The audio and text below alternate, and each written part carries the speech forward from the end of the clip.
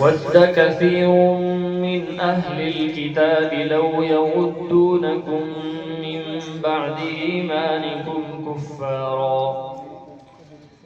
أعوذ بالله من الشيطان الرجيم.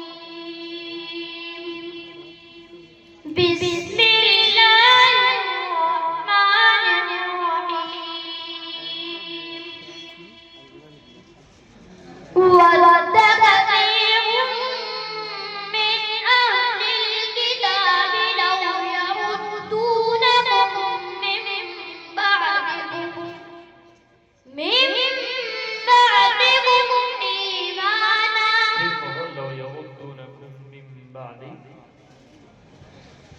لو يردونكم من بعد إيمانكم كفارا حسدا من عند أنفسهم من بعد ما تبين لهم الحق فاعفوا واصفحوا حتى يأتي الله بأمره إن الله على كل شيء قدير. وأقيموا الصلاة وآتوا الزكاة وما تقدموا لأنفسكم من خير تجدوه عند الله.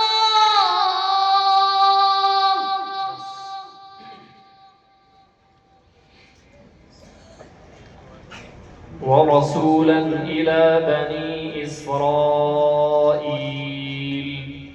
أني قد جئتكم بآية من ربكم.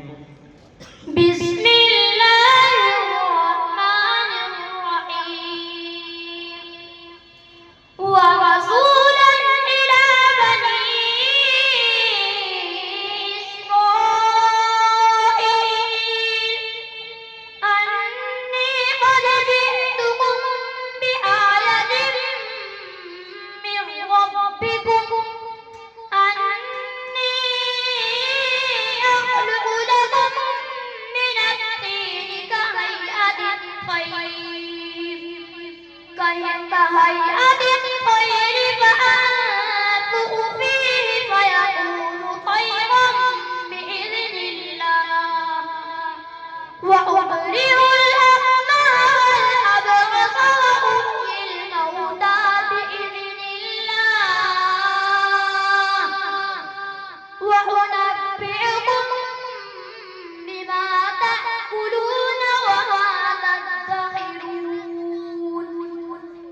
في بيوتكم إن في ذلك لآية لكم إن كنتم مؤمنين.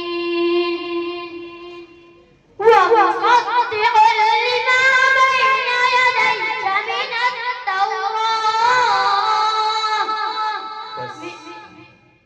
مصدقا لما إدغام تام قاف كما قلت जबान की जड़ और उसके मुकाबिल ऊपर का तालु। जाइए बहुत खूब।